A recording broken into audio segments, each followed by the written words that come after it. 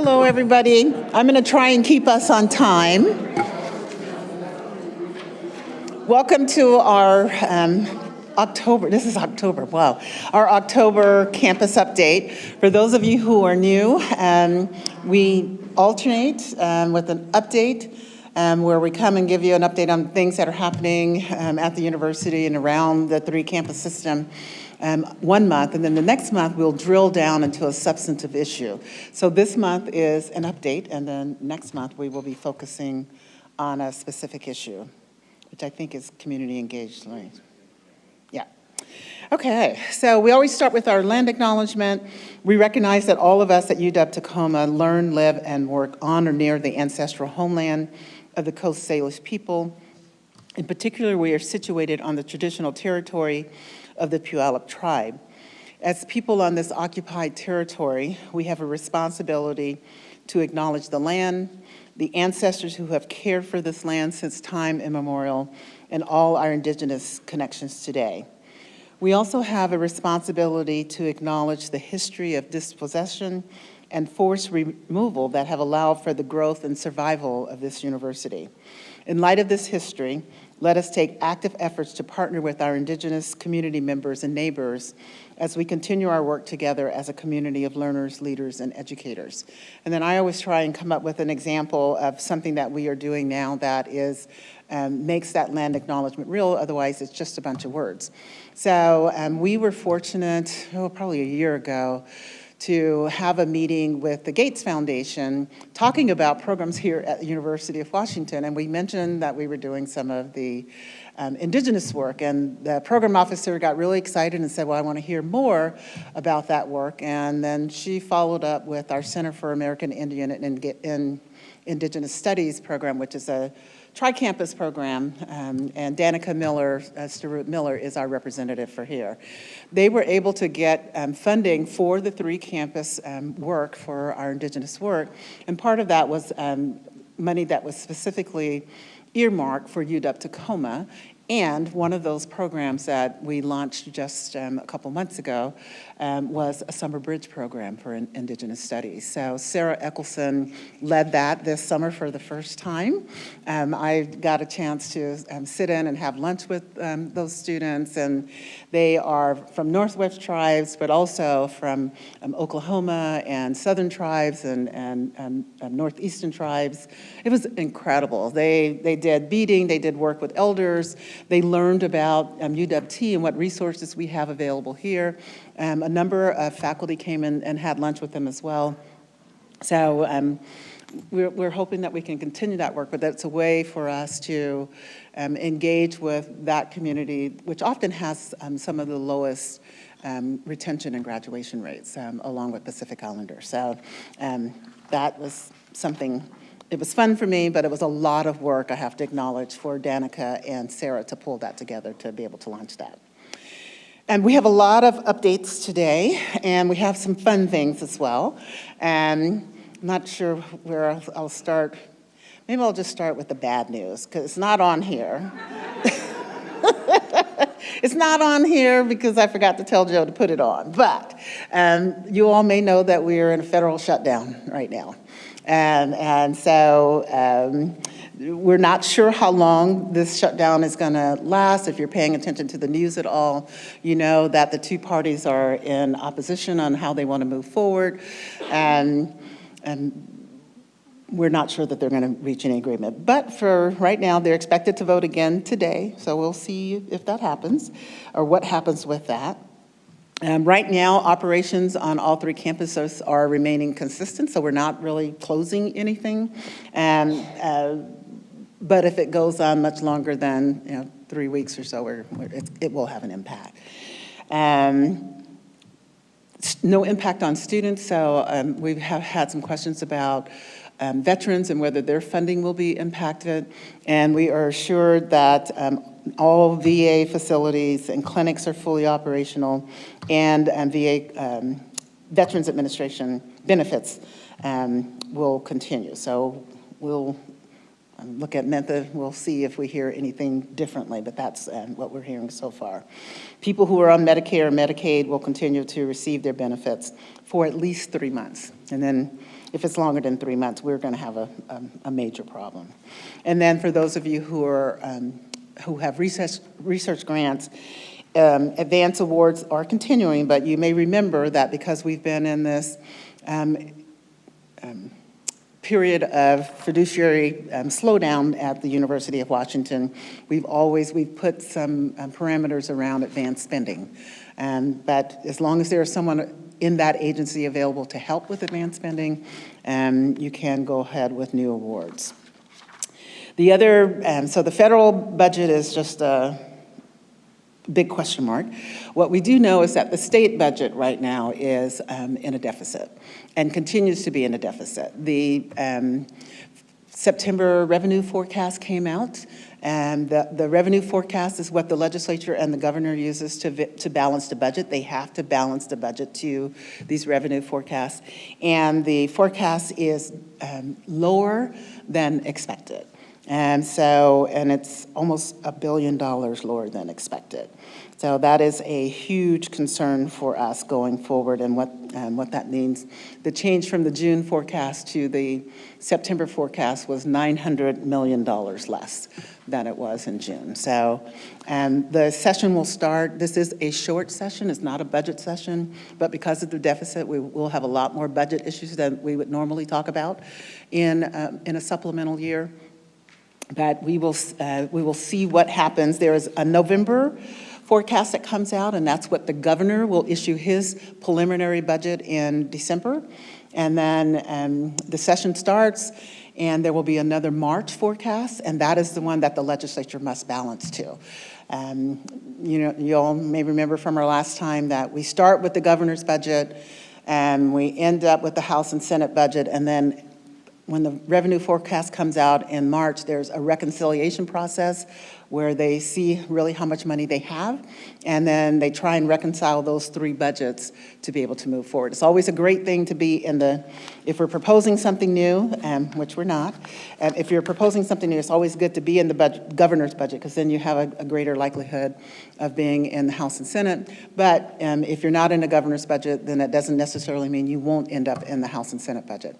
We are not, as a university, going to have an ask. We have some things that were carried forward from last session that we will continue to ask for, but our primary ask is no more cuts, because you all may remember that we had a state budget cut. So we're going on the defense and really trying to make sure that we retain the money that we have now rather than taking additional cuts. So as I and the other leadership from UW, all three campuses go down, along with the regents, that will be the message that we will be carrying, that we cannot sustain further cuts, especially given what's happening with the federal budget right now. So that's the bad news. The great news is that for the first time ever, although this is only the second faculty regent, but for the first time ever, we have a University of Washington Tacoma representative on the Board of Regents. And so many of you know Zoe Barsness. She has been here in the Milgard School for many years and has been in many leadership roles, both here on our campus and also on the Seattle campus in the larger faculty senate. So, I forgot. Thank you, Joe. Yeah, keeping me on track here. So if you get a chance, make sure you reach out and say congratulations to her. I know that she's going to do just amazing work for us. I do want to go back, though, with some other good news. And a huge thank you, because as I look around the room, all of you in this room have had some impact on either the recruitment of students or the retention of the students that we have. And for the first time since I've been here, we're back over 5,000. So.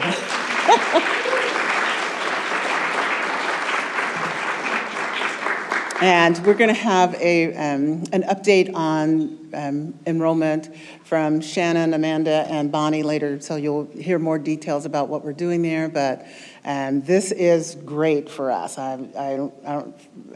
You all may remember when I interviewed for this job, we were at 5,400. And then I showed up in fall of 2021, and we were down to 5,036. So we are at least now above where we were when I first got here. And we continue to do the work, as we say, you know, a large part of it is bringing in new students. We have started new graduate programs, so thank you to the faculty and others who have worked on that. That's really made a difference. And we did have some difficulty with international students, but you'll hear more about that. So, I don't know if this is good news, bad news, sort of good news. Sylvia? Yes, it's the facilities. Some of you may have noticed that we have another generator on campus again. I said I'm beginning to feel like the electrical doom queen or something, but we have another generator on campus, and so Sylvia's going to tell you where we are on all of that. Yeah, hi everyone. I'm Sylvia James. I have I don't want to say pleasure since it was introduced as doom, but I have the honor of serving UW Tacoma as the Vice Chancellor for Finance and Administration. Facilities is in that division as well. As you may have known, we this summer experienced another electrical failure in our grid. Joe keeps calling them the annual power failures, and I'm like, stop saying that. But not that it is good of note, but if there was anything good that came from this, it was at least we were practiced. So we are undertaking a campus power grid resilience program. As we know, we just celebrated our 35th anniversary, but that also means that lots of things on campus are 35 years old. And that comes with deferred maintenance and other pieces. So we are underway to talk about how we improve our reliability, capacity, redundancy, and services and resiliency in this area. This summer, we did have a transformer failure that involved the Dugan and TPS buildings. Those were stabilized with rental generators, and a temporary transformer is going to be installed near the Dugan space. That work has been undergoing. I want to thank all of the faculty and staff across campus that have been working on those preparations. We have upcoming planned outages on the 11th and 13th. For Keystone, Pinkerton, Science, the UW, Dugan, and TPS as we take buildings offline to move over from the temporary generator to the temporary transformer, while new transformers are designed to put in place there. We have been working in junction weekly with an incident command group to talk about impacts and planning for that. So courses have been relocated and all of those things will come out. For the rest of the campus, you will still receive communications via our typical UW channels, which are an email that comes out as well as UW alerts to make sure that everyone is aware that those power outages have occurred. Please do not come to campus and try to work in that building on the 11th, which is a Saturday. And as well, those buildings in Dugan and TPS, the work has been relocated from those for Monday the 13th as well. And those were done around schedules to try to minimize disruption to class time.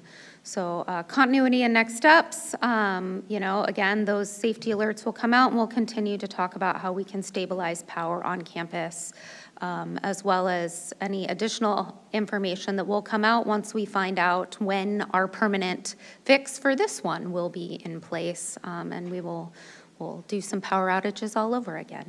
So more to come on that. And then I think are you doing? I get to do something fun, yay, woohoo, which is our housing and dining update. As you know, it has been a very long project to get to the point where we are now for our master plan completion and then our housing and dining project that is a preferred public-private partnership. And so we were really fortunate to present that to the Board of Regents in September. And then in November, when they're here on our Tacoma campus, we are anticipating that they will approve us to go out for an RFQ, or request for qualifications, to go out and solicit developers. And so that's a really exciting time for us. That's when we really get to get this project out on the street and see what developers are interested in it. Of course, this is if this is the first time you're hearing about it or you're new, this is to build a traditional residence hall and dining hall here on our campus. So it will be the first of our kind. This also will incorporate with the developer the purchase of Court 17, our existing apartment building, so that we can really have traditional undergraduate and upper course and graduate level residence life on campus. The timeline right now would be that we are prepared, that RFQ has been developed with a giant number of people to hit the road the very next day. So it will be published, and then once we get RFQs, we have also developed the next section of information, which is an RFP. So the RFQ will broadly solicit. We will then score those and take it down to a smaller number of developers, and then an RFP process will start to select which of those smaller number of developers will be our preferred partner. We anticipate having that partner selected by May of 2026. And then as you can see here with fingers crossed, knock on wood, all of the lovely things in autumn of 2029 opening. So I think it's taken well over a decade to get here, but a lot of hard work in the last 5 years in particular. The September Regents meeting was a huge milestone, and this November Regents meeting will really be something to be celebrated. So we're looking forward to doing that and doing it here on our campus, which I think is a really wonderful opportunity. So I think Amanda is next.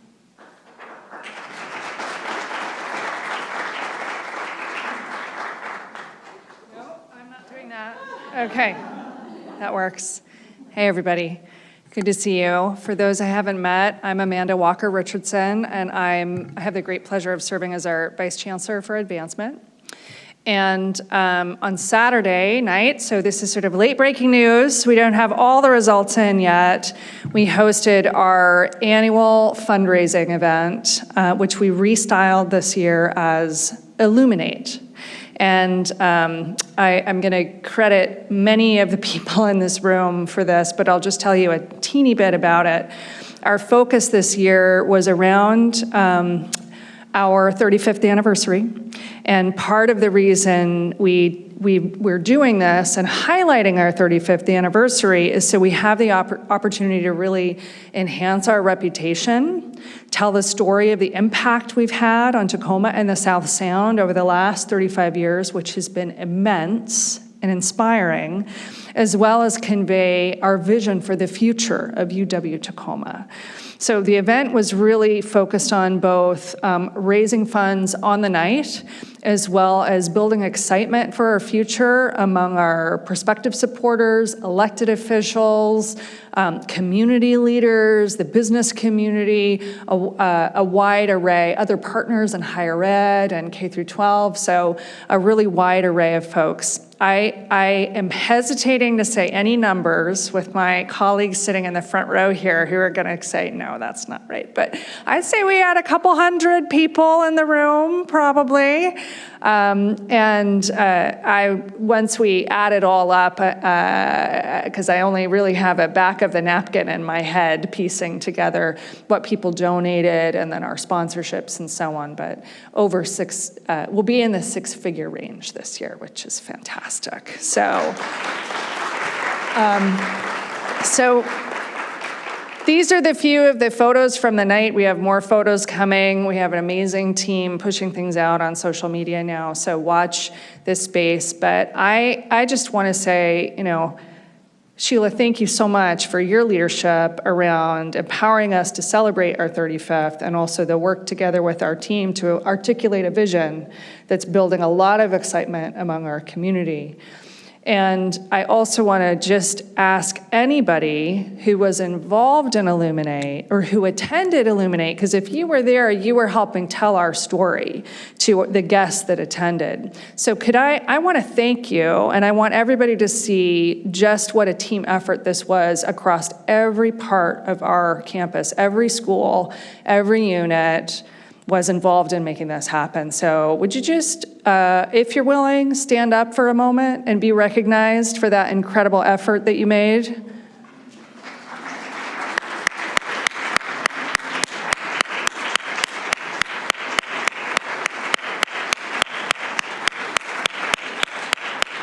So this is what events are about. It's about gathering for strategic objectives, which I love, but also really gathering to help our community come together around our mission here and the impact that we have. So I'm so grateful for everyone who was involved. And you see how many people were involved? It was a great time. So next year when you get that communication from Ebony saying, hey, you wanna help?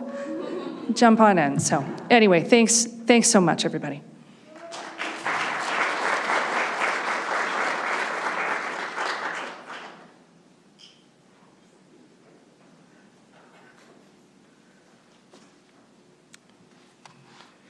Well, good afternoon, everyone. One of the greatest things about the beginning of the academic year is welcoming our new faculty to the campus. You know, I am going to introduce myself. I'm Andy Harris. I'm the Executive Vice Chancellor for Academic Affairs, if you don't know me.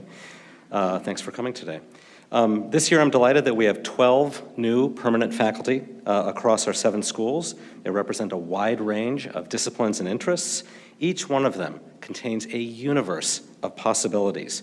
The courses they will create, the scholarship that will change their fields, the community partnerships that their specific interests will empower around the South Sound and beyond, and of course the many, many students whose lives, minds, and hearts they will touch. To make it easier for the community to recognize the new faces and welcome them to campus, I have asked our deans to briefly introduce the faculty from their respective schools. Not everyone is able to be here, so I will do the introductions for Dean Reyes and Dean Endo, and I will introduce the faculty from their schools, and then not all of the faculty could be here because some of them have other responsibilities, like I am told sometimes teaching classes and meeting with students. For those who are in attendance, as you are introduced, please briefly stand and wave as we welcome you to our community. Joe, do you have the goodie, or do you? Okay, all right. Starting with the School of Nursing and Healthcare Leadership, I would like to introduce Dr. Timothy Fagan. Dr. Fagan, where are you?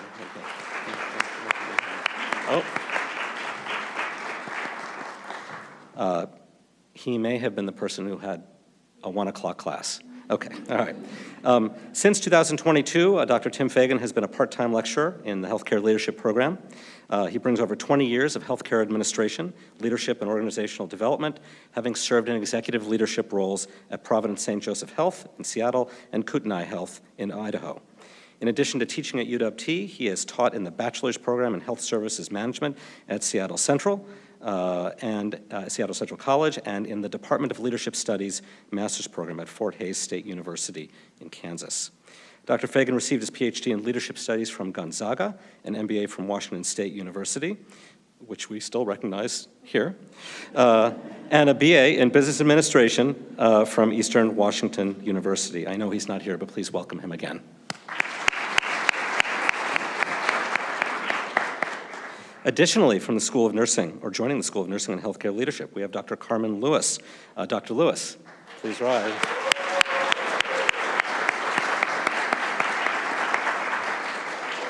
Since 2022, Dr. Lewis has been a part-time lecturer in our school here, as well as a regional neonatal educator with the Virginia Mason Franciscan Health System. She previously taught at Prairie View A&M University in the undergraduate nursing pre-licensure BSN program, teaching didactic and clinical practicum courses in maternal child health and community health nursing. If you didn't guess, yes, David wrote this for me, and it's possible that Dr. Lewis wrote this for him. Carmen received her EDD in Leadership in Nursing Education from the University of Mary Hardin-Baylor, the Master of Nursing Science and Bachelor of Science in Nursing degrees from Prairie View A&M, and holds certificates in maternal newborn nursing as an international board-certified lactation specialist. Please again welcome Dr. Carmen Lewis.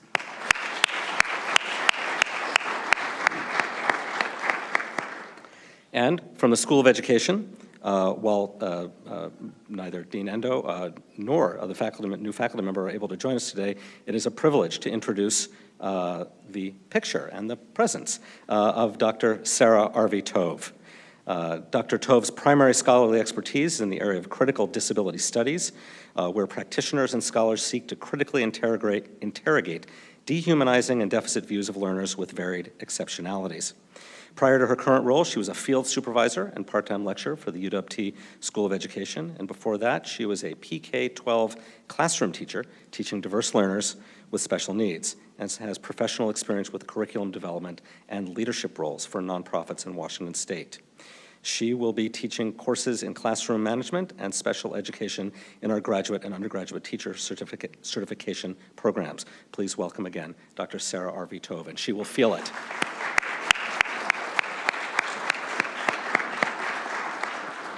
It is now my privilege to welcome Dean Merchant, to recognize the new faculty from the Milgard School of Business.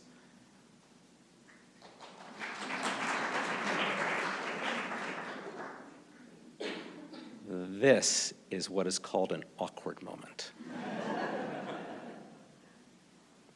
Is Juliet here? Because I do not have write-ups for these esteemed. No, hold on. Okay.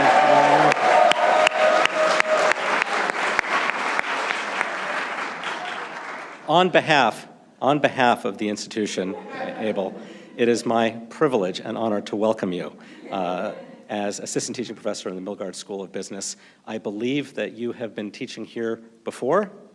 Yes, I have, for a couple of years. I currently teach classes in management, leadership, and I've taught classes in marketing as well. Well. And I am an MBA alumni here. Okay. Well, thank you. It is now my privilege, I hope this doesn't happen again, to welcome to the podium Dean Raj Kadi. Is Dean? Okay, we're gonna have a lot of new deans tomorrow.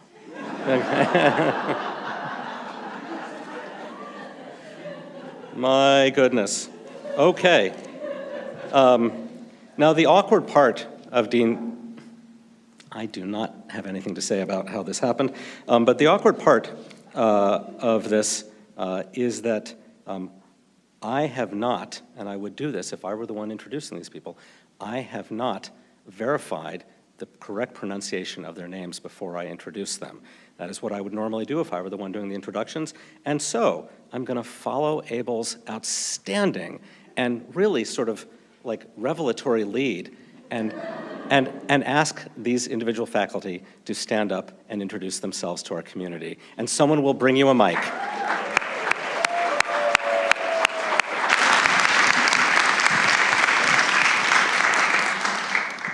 Yeah, my name's pronunciation actually very easy, just Wenjun. My surname is Fan. Yeah, that's it. And yeah, I'm an assistant professor with School of Engineering Technology. Thank you. Yeah. Thank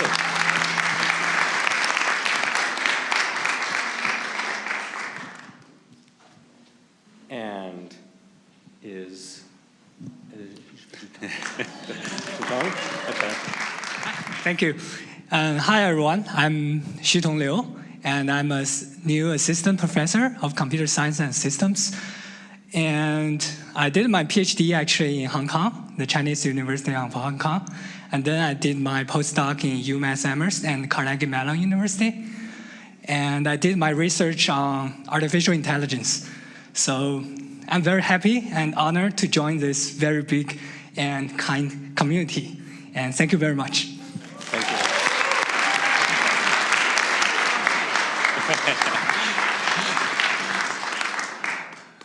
And is Morteza? Yes, outstanding. Yeah. Hi, everyone. My name is Morteza Nabavi Nejad, and I am with the Electrical and Computer Engineering program at the SET. I got my PhD from Sharif University of Technology in Iran, and after that, I did a postdoc at the Worcester Polytechnic Institute and Brown University, and I'm happy that I have joined UW Tacoma. Thank you very much. Thank you.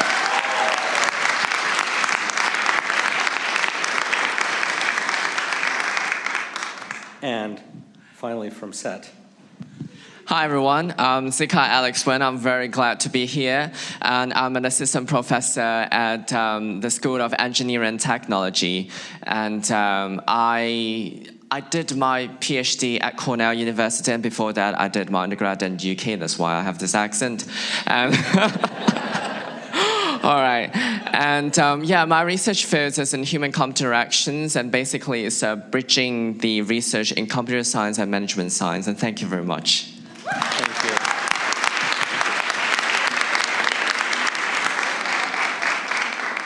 you. It is now my privilege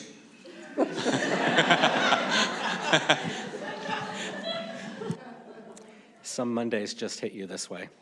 It is now my privilege to invite Dean Natalie Eschenbaum to introduce the School of Interdisciplinary Arts and Sciences faculty.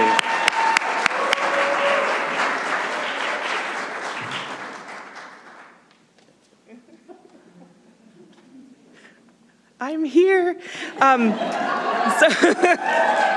Yay! So yes, I'm Natalie Eschenbaum, Dean of the School of Interdisciplinary Arts and Sciences, and I'm thrilled we have two new faculty who are joining our community. First, I know Anthony Pratcher II cannot be here with us today, but just to share a little bit about him, he earned his PhD in American History from the University of Pennsylvania, and he is the first HBCU alumnus to do so. He graduated as an undergrad from Howard. Dr. Pratcher II, yes, has taught at a few different places before joining us here, but most recently in the Ethnic Studies program at Northern Arizona University.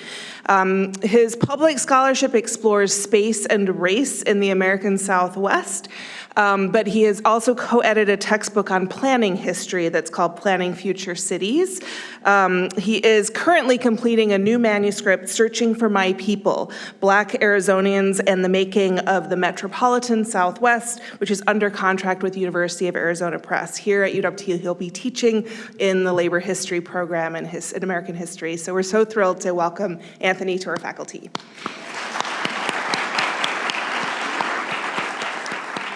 And I'm looking around to see if Amy is here. Yes! Hi, Amy! So Amy Sue is, she earned her doctorate in developmental psychology from Cornell University. We've got a couple of Cornell PhDs here, with a minor in cognitive science. She's also a licensed attorney in Taiwan and the founding managing partner of Legal Chime Attorneys at Law, where she specialized in capital defense and psycho-legal consultation. Her research focuses on children's eyewitness memory and suggestibility, false memory, the death penalty, and the intersection of psychology and law. We are thrilled to have you here, Amy. Welcome to our community.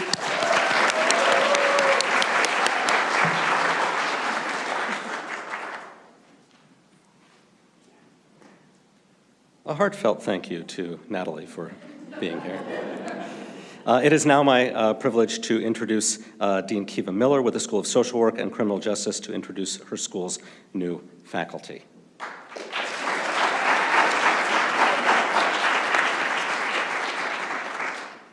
Hello, everyone.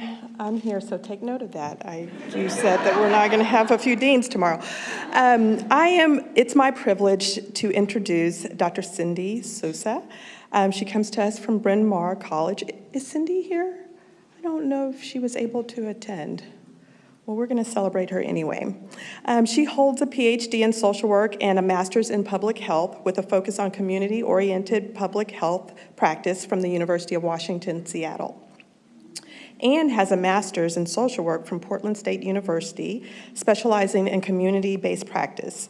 In her teaching and research, Dr. Sousa examines conditions underlying health, informed by feminist, indigenous, and critical race theories that prioritize social, environmental, political context of well-being. Her scholarship highlights the health implications of violations to the lived environment, the impacts of violence and oppression on parenting, particularly mothering, the importance of culture, place, and social organizational supports within adversity, and professional responsibility in the face of collective suffering. Dr. Sousa has extensive practice experience in applied research, social service provision, community needs assessment, and program management for immigrant, refugees, LGBTQ, and otherwise minoritized and underserved youth and families. She teaches across the social work curriculum, including courses on generalist social work practice, trauma, community organizing, social policy, power, positionality, and anti-oppression and qualitative research.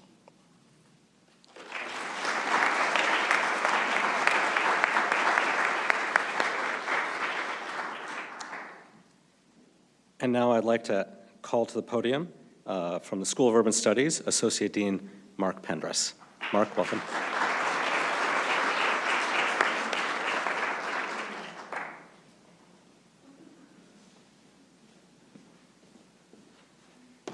Okay, thank you. Hello, everyone.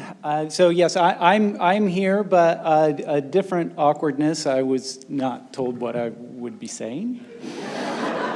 And so there's a lot to say about our new colleague, Dr. Ati Ashtari, and so she's teaching in our urban design and planning kind of broad field, but there are a lot of overlaps across all of the different degrees that we offer in urban studies, as well as areas of expertise in community engagement and alternative economies and visual communication and all kinds of things that Dr. Ashtari has to offer to us. I just don't have the full bio to read from. She comes to us from the University of Memphis, where she was an assistant professor prior to coming here. But there's much more to learn about Dr. Ashtari, and so I invite you all to ask her about her academic background. But I want to welcome her here and communicate how happy we are to have her join our group. So, thanks.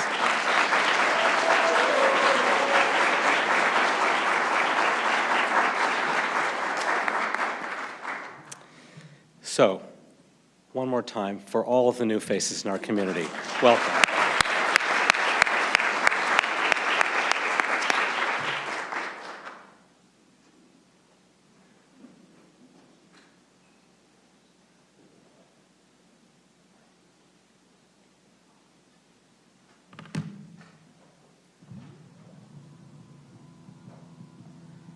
Hi, friends.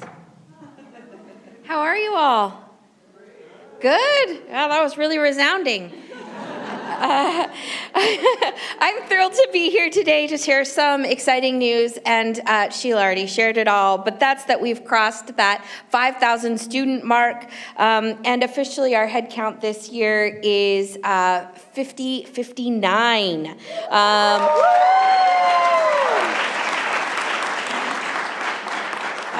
So that, of course, improves upon a milestone that we hadn't met since 2021. And for those of you keeping track, as I have since the day I arrived on campus, Chancellor Lang has been telling me that we need to get to a higher number and it needs to exceed 5,000. So this is a pretty exciting day.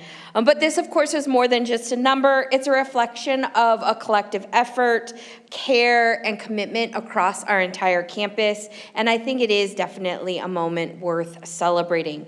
So let's take a little bit of a closer look at what this means. You won't find this on the slides above, but it is online. Our student body continues to reflect a rich diversity and unique character that really makes up the University of Washington-Tacoma community. 51% of our students this year are male, 49% female. This is a notable contrast to national trends where female enrollment often significantly outweighs male enrollment. 57% of our students are students of color, and this aligns and honors the diversity of the South Sound region that we serve. And 61% of our students are 21 years of age or older, bringing lived experience, perspective, and depth into our classrooms and our campus life. So these numbers tell a powerful story. Our students are not just learners, they're leaders, they're caregivers, they're workers, and they're community members. They bring resilience, they bring authenticity, and they bring heart to our campus. On another exciting note, we received a record-breaking 4,159 first-year student applications this year, which represents a 2.17% increase. And this surge in interest speaks volumes about the growing visibility and appeal of the University of Washington, Tacoma. Students really see us as a place where they can thrive, where they belong, and where they build their futures. Of those applicants, we officially welcomed 737 new first-year students. That represents a 2.58% growth over last year. And while the numbers may seem modest, they're very meaningful. This is a time when many institutions are seeing flat or declining first-year enrollments, and we're growing, and that's something to be proud of. We also saw growth in our, I don't know where our freshman number went. It was here. I am sorry you didn't see freshman numbers alongside of this. I promise there was a slide at one point, but I'll now talk about these transfer numbers, which are equally exciting. We saw 1,560 applications from 2-year and 4-year transfer students. That's a 2.5% increase. Of those, 770 new transfers enrolled, marking a 5.33% increase. Transfer students bring academic momentum, life experience, and a deep commitment to their goals. Their presence, of course, strengthens our classrooms and enriches our campus culture. Our graduate students saw a significant jump in interest this year with 805 applications. That's actually a 15% increase over last year. And we saw 249 new graduate students enroll, which is an 8.4% increase. So while the growth didn't necessarily match that huge spike in application, I do think it represents a meaningful progress and opportunity, and it's a sign that our graduate offerings are gaining traction and meeting a growing regional demand. So while the total increase of cross enrollment might be described as a little bit nominal, we'll go back up so you can see that. It's also pretty remarkable. It's a testament to the hard work of our teams across campus, the strength of our academic programs, and the resilience of our community. In this challenging landscape, and you'll notice I didn't just say enrollment landscape, in this challenging landscape, I think it's pretty impressive that we're holding steady and even growing. So I want to take a minute just to show what we've accomplished together and reflect on how we got here. Over the past year, the University of Washington, Tacoma has been deeply engaged in a comprehensive and collaborative strategic enrollment planning process. And this work has been more than just numbers. It's about aligning mission, values, and vision with actionable strategies that can lead to strategic enrollment growth. We had a SEP kickoff over 2 days where we had over 75 participants from the campus community share their insights. We had campus workshops where we identified strengths and opportunities with the broader campus community. We held a strategic enrollment planning leadership retreat, and from there we identified 6 key areas of focus: high school recruitment strategies, transfer recruitment strategies, graduate enrollment strategies, adult learner engagement strategies, and strategic enrollment data intelligence. We then formed strategy teams to help come up with some of the action items underneath those strategy areas. We further refined that and then brought all of the enrollment goals as well as those strategies to leadership for their sort of blessing. Those goals and some have been shared with the executive leadership, dean, and school administrators. And the next step is a campus rollout. So over the coming month, we'll be bringing those refined goals and strategies to the entire campus community for a more focused and sustained understanding more broadly. So I just want to say that together we've reached a milestone, and now we get to build on it with intentionality, collaboration, and a shared commitment to the students that we serve.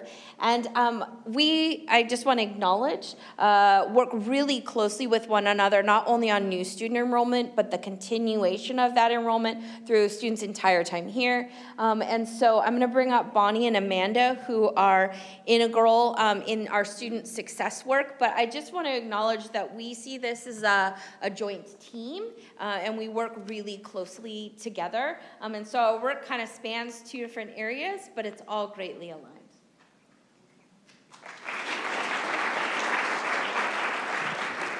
I don't know how you lowered. Is the microphone working for me? Okay, I'm fine. It's okay. So we're moving along the student life cycle now, talking about the success of our continuing students. So, with a little bit of a caveat that Census Day just passed, a little shout out to our IR team. Let's give them a round of applause, actually. They were here all weekend working on these numbers. The last numbers that are produced are the graduation and retention numbers. So they tried to model out what they were going to look like this year, but they're all marked as preliminary. They don't have an actual dot there yet. But just to give you a sense of where we are, looking at our four-year graduation rate, which is focused on transfer students, that has remained pretty flat for some time.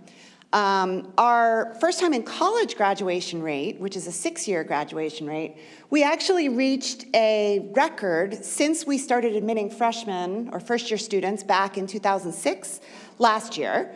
This year, it appears to be down a little bit in these preliminary data, which is, if you think about what was happening to the class that started at UW Tacoma in 2019, that was something that we were expecting. What I think could be a little bit more helpful is to look at our one-year retention numbers. So if you focus on the purple line on the bottom, that's our first time in college one-year retention. So students who arrived in the fall, did they return in the fall? And we have seen in retrospect that the effects of COVID were strongest on the retention of our first time in college students. And those numbers have returned and now exceeded our retention numbers pre-COVID. So that bodes well for that six-year graduation rate for whoever's in this role in 6 years. We'll be presenting some of those numbers to you then. Then we've got the transfer rate, which I don't want to say a lot about. The transfer retention rate seems to be down in these preliminary data, which I think is really indicative of the importance of continuing to monitor these data. And as the official numbers come in, the Student Success Council will drill down into that. I do also want to note that because I don't have the most recent data, we're going to report on our equity indicators at the next report out. And a lot of people are interested in our international numbers. I know Akane has been tracking those very closely. Vanessa is here if you have any questions. But so far, it looks like we're pretty even, if not maybe one or two up in international students, which is wonderful. Okay, so those numbers reflect, I had a very similar line as Shannon. It's more than a number, it's the story of our shared collective effort every single day, just looking across at everybody who's in this room.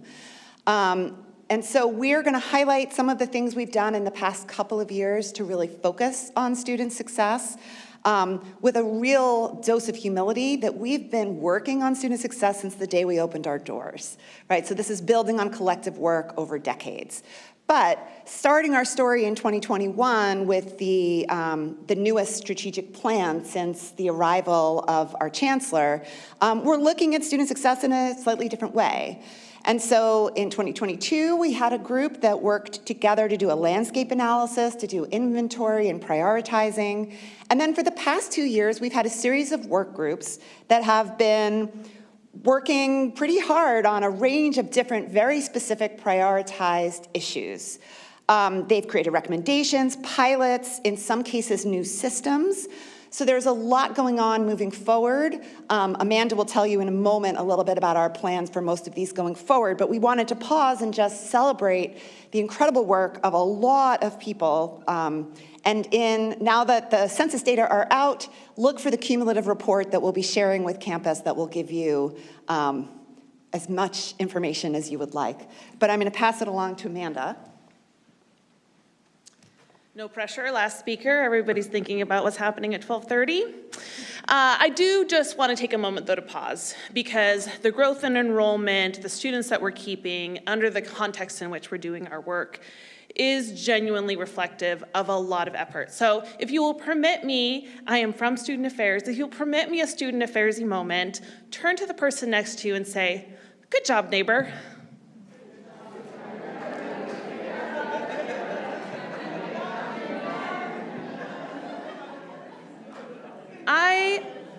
I hope when things are feeling hard, when deadlines are looming, when the world feels like it's chaotic, I know one of the things that grounds me is knowing my colleagues here and knowing the collective care that we hold for our students.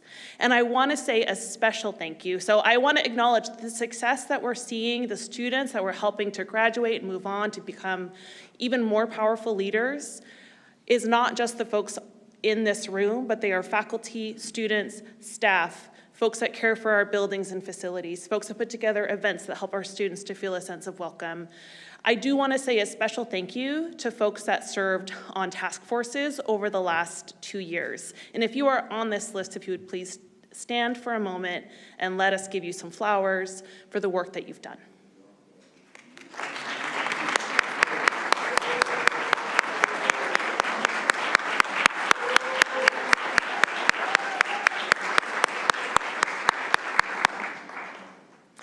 And clearly, we still have more work to do. There's no end to the work.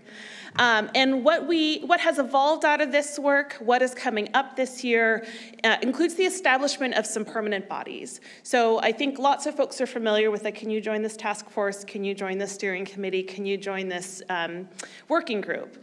We are really working hard to make sure that what we're doing is sustainable and flexible and allows us to continue to center students in equitable ways.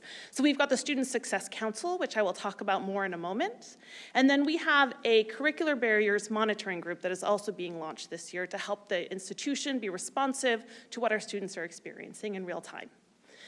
We also are going to continue to invest in faculty development, and so there are 2 professional development cohorts that have already launched and are going on right now. The Student Experience Project, which is welcoming a third cohort of faculty members. And then we have a new faculty development experience with Cultivating Connection and Purpose that is launching for lower division faculty and utilizing career-connected high-impact practices in the classroom. We also, one of our strategic task forces, and something we've known has been a pain point for a long time, is the graduate student experience. We saw the increasing number of programs, the increasing number of applications, the increasing number of enrollment, and we know that we need to pay more attention to that population of students to ensure they're having the best possible experience. And while our recommendation and goal is to hire a whole staff person, the budget is what the budget is, but in our ever-growing efforts to be scrappy and to do what we need to do, some of the graduate student experience will be put into the job descriptions of some of the staff members in student success, the area that Bonnie leads. And so it's not our ideal preferred solution, but it's what we're going to do to move things forward and keep it moving and keep momentum. We also have Slate for Student Success, which launched in the spring, which is very exciting and was a ton of work, and will continue to grow in terms of its scope and impact and our ability to utilize that tool to help understand the student experience and to better design experiences and services and outreach that will help our students to succeed. And finally, we will continue to do work on the Student Success Outcomes Framework, which are a series of metrics that we can use to help identify if our student success efforts are impactful for students in supporting their not only graduation, but also post-graduation thriving. So the Student Success Council, which had a soft launch 2 weeks ago, the purpose is to ensure that our work is coordinated. It's embedded in institutional practices, that we're maintaining our focus on institutional priorities, that we're translating recommendations into actions that are sustainable and measurable, that we continue to build on our campus-wide culture of shared ownership and continuous learning, and ensure that our principles inform our long-term institutional planning and resource allocation. The members, which is a not complete list yet. So these members are charged annually by our executive sponsors, the Vice Chancellor for Student Affairs, Dr. Mentha Hines-Wilson, and our Executive Vice Chancellor for Academic Affairs, Dr. Andy Harris. And the membership and focus areas are going to be charged by them annually and continue to evolve as the context of our institution evolves.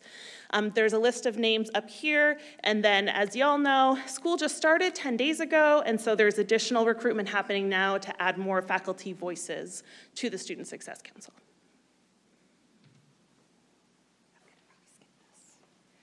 So in the interest of time, Amanda gave a very high level about the Student Success Outcomes Framework. If you'd like to know more, we'd like to invite you to a series of events that are coming up this year. So we've got 3 data parties this year. We're continuing that work of getting together and in a joyful and serious but joyful way, looking at our data and understanding it in a collaborative, interpretive way. So we're going to be starting on November 5th. We're going to be drilling down into course registration, which is going to be the focus of the Student Success Council for the fall. So please come November 5th, right here, 3 to 5, there will be food. And then you can see the other dates coming up. And then finally, we have a series of Elevate events meant to bring to your attention a range of really cool things going on campus and beyond. The first is going to be on November 18th, which are going to be what we're calling TED Talks. So you are all invited to present the cool stuff that you're doing around student success. Here is the QR code, and I also emailed it out this morning. Please come. We actually are filling up. So pretty soon, we probably will not be able to take any more. So if you're interested in doing that, please do that soon. I also want to call to your attention on April 24th, put it on your calendar. We're going to be having a showcase about all of the cool faculty teaching development that's going on campus. So again, if you're doing that kind of work, please fill out this survey so that we can be sure to include you and celebrate you in that showcase. And with that, I think we will end so that there's at least a minute for questions.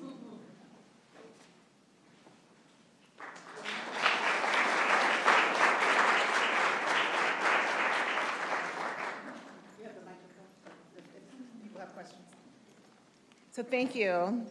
Thank you to, I've got to come up now. I was calling the dynamic duo. Now it's got to be the terrific trio. Because it is, you know, you just can't recruit students, you got to retain them, but you also have to recruit students so that we can retain them. So I love that the 3 of you are working together in this way. Questions about anything that we've said today? Mentha?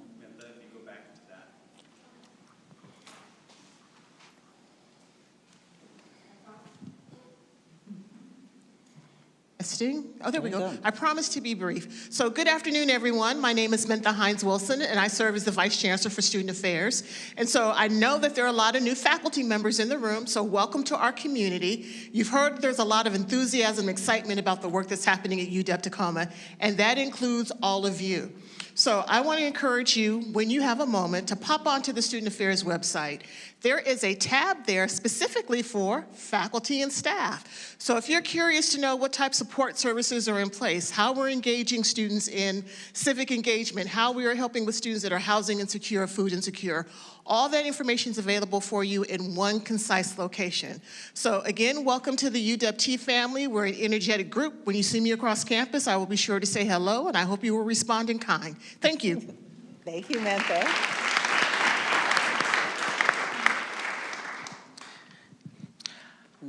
Hi, everyone. I'm Susan Waxel-Golden, Director of Emergency Preparedness and Campus Safety. And I want to welcome everyone. So excited. So if you haven't already have these dates down, 10/16 is the Great Shakeout. We'll be doing our earthquake drill. You'll see some communications. And this year we made the front page of the website, so you can actually see that on the events. This is a great time for us to prepare. We are partnering with some of our faculty with 24 student volunteers. So we're going to have some educational out on the Prairie Line Trail after we do our evacuation of buildings. But please take a moment, go to the Campus Safety website, and we have a new emergency preparedness video specifically for faculty that is Tri-Campus. So we're really excited about that on our Safety and Emergency Preparedness page. So please take a moment and take a look at it. And again, welcome. Go Huskies! Woo!